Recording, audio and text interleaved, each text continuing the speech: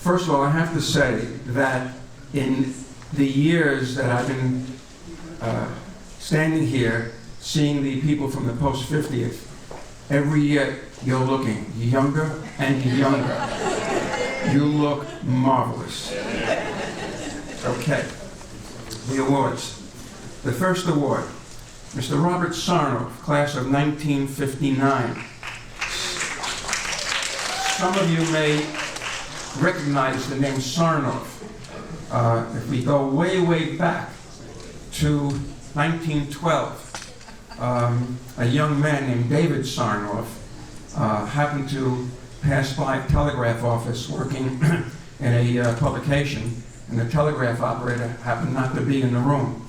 And young David knew Morse code, and the telegraph was going da da da da da, and he rushed in and he copied down the dots and dashes, translated, and then ran into the editor's office with the message, "Boss, boss, the Titanic, it struck an iceberg, it's sinking." And he threw him out of there and said, "Get out of here, kid, that ship's due here tomorrow morning." Well, that was in 1912. About 13, 14 years later, in the mid-1920s, that same David Sarnoff started WNBC Radio here in New York. Now, if we jump 20 years later to the mid-1940s, when a new communication started, television, that same David Sarnoff started WNBT Television, which became WNBC Channel 4. And now we jump to Brooklyn College, where young Robert Sarnoff, still young, with his friends, and they're still friends, class of 1959. Robert Sarnoff was a junior high school teacher and the assistant principal of an alternative high school for more than 20 years. Since retiring from the school system, Bob has become an award-winning documentarian, an editorial cartoonist, and the author and illustrator of several books and magazine articles. His film, The Romeos, which stands for Retired Older Men Eating Out Wednesdays, features a band of buddies who met at Brooklyn College more than a half-century ago, and they're still friends today, more than 60 years ago. And I had the privilege and honor of being invited to eat out with them, and let me tell you, boy, can these guys eat. Ladies and gentlemen, Robert Sarnoff.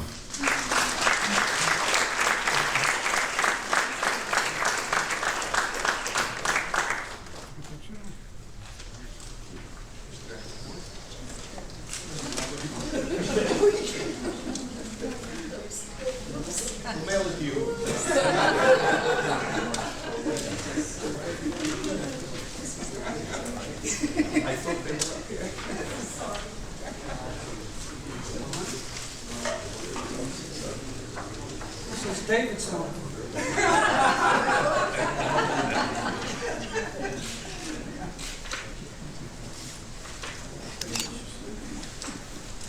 Well, thank you. I'm very happy to be here today. At this stage of my life, I'm happy to be just about anywhere. And I'm very happy to see that there is no asterisk next to my name denoting posthumous. Sounds like a Mel Brooks character, like King Posthumous. Thank you, Ron Schweiger, and thank you, Marla Schreiber. You've been tremendously helpful and supportive to me all these years, really. And thank you, Awards Committee, for your wise and astute selection. And thank you for this, my first Lifetime Achievement Award. There were other firsts in this room. One of my first Bensonhurst chums from 70 years ago, Ed Geffner, who just received an award, he lived in apartment 5L. I lived in 6M. And Brooklyn College opened its arms, embraced us, and took us in.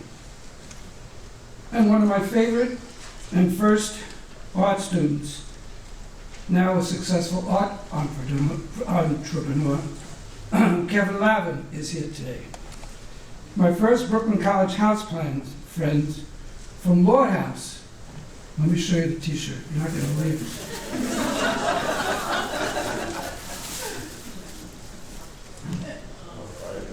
Would you believe we fitted this? Not all of us together, but that any individual in it, it's fitted. Warren brought this in. Warren Lewis is here, Ron Fusco, Dave Rosen, and Stan Klein, I think are here. So they in their new incarnation, are the Romeos, as Ron said, retired older men eating out Wednesdays. And we've been together for 50 years and more. And my firstborn, another first, is here today, Rebecca, who presented me with my first grandson, second grandson, and the third is in California with my son. And my first wife, Linda. Brooklyn College, 1966, now a professor at Brooklyn College, my best friend and designated driver. She has always encouraged me to travel the road not taken, and that has made all the difference. Thank you.